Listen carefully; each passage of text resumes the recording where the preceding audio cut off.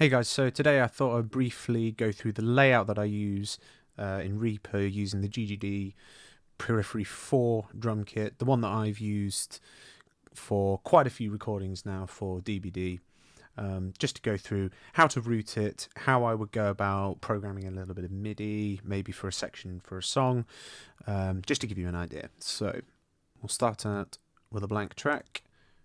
Go to Effects, we want our Contact Native Instruments 64 out plugin. Load of very nice plugins there. A Mansky bass. Very, very nice. So we'll load up the GGD P4 here.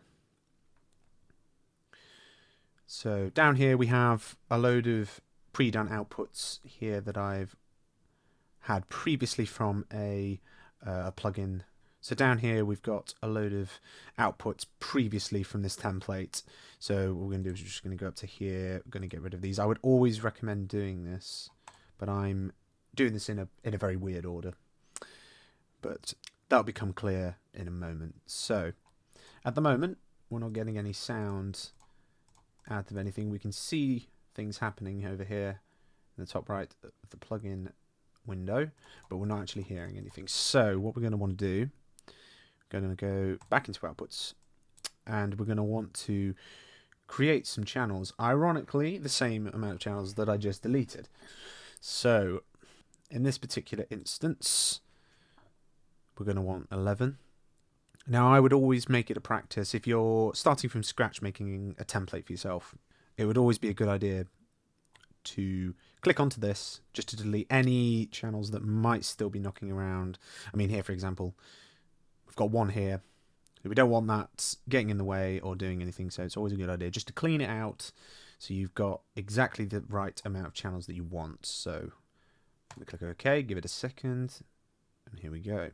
Fantastic. Oh wait, no, we're still not getting any sound. Gosh darn.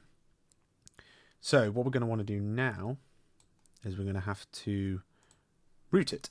That's essentially sending everything into each individual channel. So in this instance we're going to want kick coming out of 1, snare, etc. So 1 2 3, snare 2, toms 3 4, So going to go into here. It's very simple. Now these, as I say, because I've already made a template, they're already named.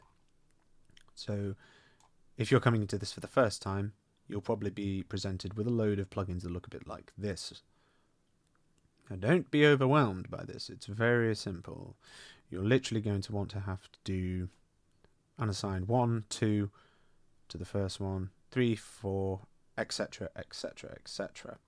So in this case, there we go, plugin 1, plugin 2. Plugin 1, plugin 2. And then 3, 4, 3, 4.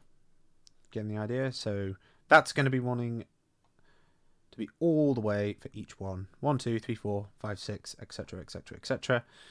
So I'm going to zoom through that now. Okay, there we go. And the next thing I would recommend doing, you don't have to do this, but it's always a good idea, I think. Just name everything, just so you're absolutely sure you've routed everything to the right position, because the last thing you want to do is, after you've finished routing everything, find out, oh no, hang on, no, that doesn't go there, what's going on here? Ah, no, that's not in the right place. Why have I do this to myself? Why do I go through this existential crisis, which is music production, that I just wanted to sit at home in my bed and just have a nice Ben and Jerry's ice cream to myself? Anyway, so always a good idea. So should be perfect now, right? Oh no, wait a minute, we can hear it. But what's this? It's all coming through one channel. We don't want that, because that's going to make our lives a living misery. So what we're going to want to do now is we're going to want to make sure that everything is going through the correct channel. So at the moment, everything is set to default, which is 1 and 2. So what we're going to want to do, go down to here. So the kick is going to want to go to kick.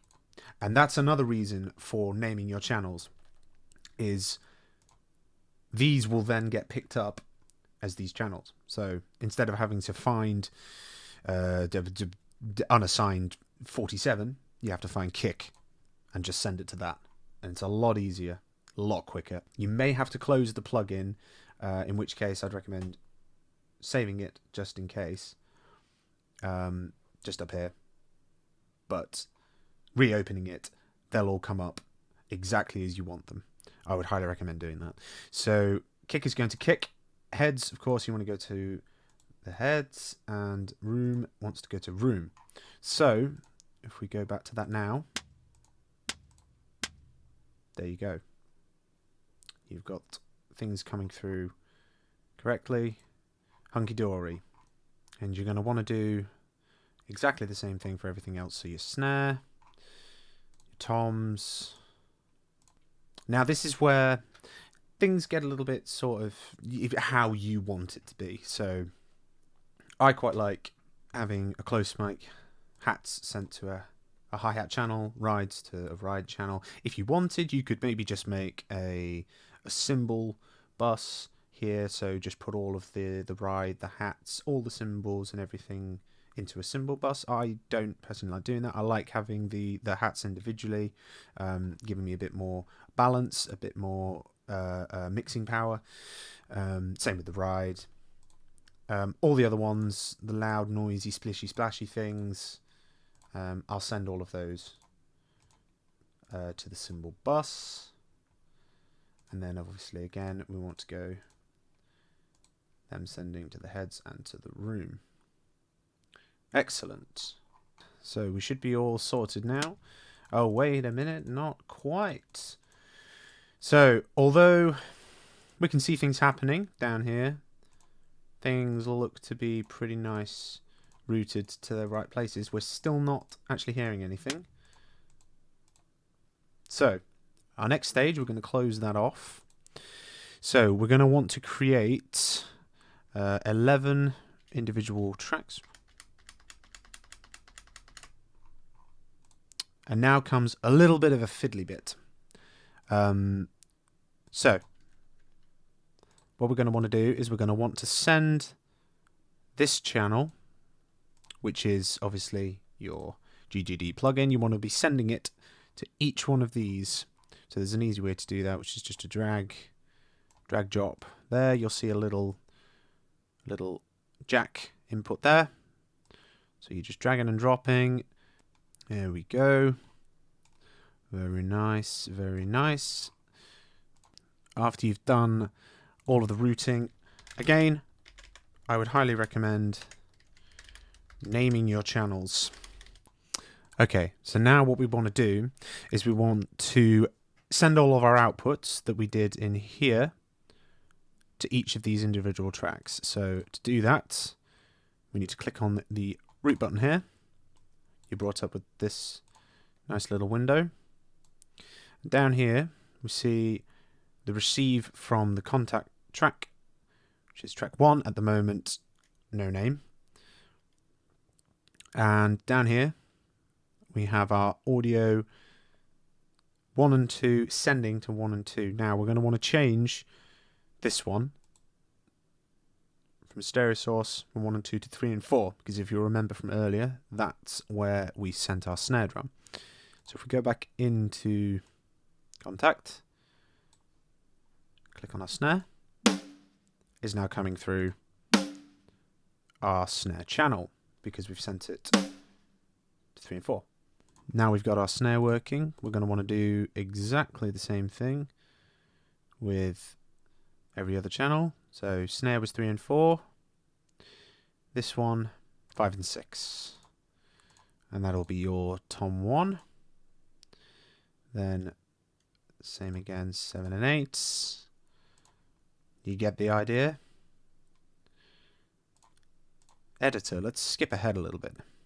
Whoa, that was fast. Okay, so if we go back into our plugin now,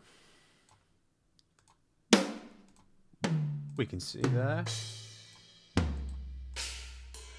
we've got some sound. Everything looks like it's routed through correct channels. Absolutely fantastic. So the only other thing that I'll show you quickly is just what I would kind of do in terms of MIDI editing for a particular song. The drum MIDI that I've done here is lifted from the Mind Over Man song. So what I quite like to do is to use what's called humanizing, which is just to knock the MIDI slightly off the grid, just ever so slightly. Obviously, you can put it to massive extremes if you wanted to, sending it absolutely haywire. I can give you an example. So if I select all the notes, as you can see there, we don't really want that because we're not going to get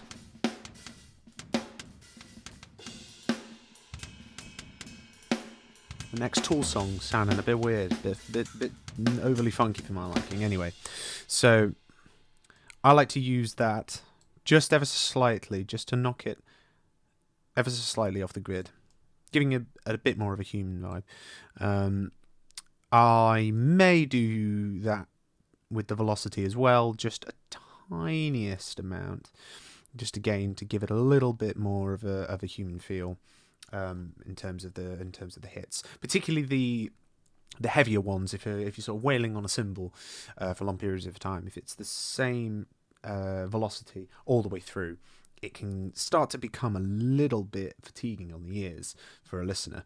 So it's always a good idea just to knock that just a tiny bit. Or you can do it manually as well, but that's just a nice quick way of doing it. I prefer generally to do it manually, or maybe just including a tiny bit on there. In terms of MIDI programming with things like ghost notes, I generally get them down fairly low. As you can see here, we're in the range of about 20, lowest one being around 13. Keeping them very, very, very quiet. I would usually apply a little bit of compression later on in the mixing process, which I did actually show in a previous video, so you can go check that out if you like. But that compression just brings those ghost notes up a little bit in the mix, without making the main snare hits too overbearing. Just keeping it all nice and tight, keeping it nice and clean. I like using that phrase probably a little bit too much. In terms of kick hits, here this is quite a good example of quite a few dynamic changes. So it gives you a good idea. If I just play a little bit of this.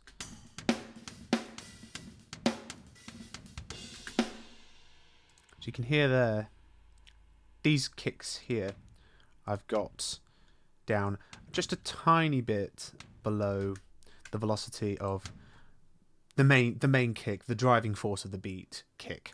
So these ones, because that's generally a fairly accurate recreation of a kick hit if I was to do a double kick in real life. The first one, generally, I would probably play quite quietly, giving it a nice da-da, da-da kind of sound. And to do that, obviously to recreate that as accurately as possible, we've got those down just to a nice degree where you can hear a nice audible difference between the two, but not so much so that it's almost inaudible, because we don't want that. We would like our kicks to be audible. Thank you very much. Other than that, again, quite a lot of this I've explained in a previous video, so you can go check that out. That's pretty much it, I reckon, in terms of what I like to do, just creating a nice simple template. Oh, one more very important thing. Always colour your tracks. Makes it so much easier down the line if you've got 100 million tracks, for example, in Mind Over Man. Quite a lot of tracks going on. We don't want to lose those tracks. Color code your tracks. It's very, very important. You will thank me later, ladies and gentlemen. So that's pretty much it in terms of what I do in terms of you creating a template for the GGD Periphery 4, routing it through Reaper, and just a little bit of advice in terms of programming your drums, your drum MIDI. All right, let's leave it there. Thank you.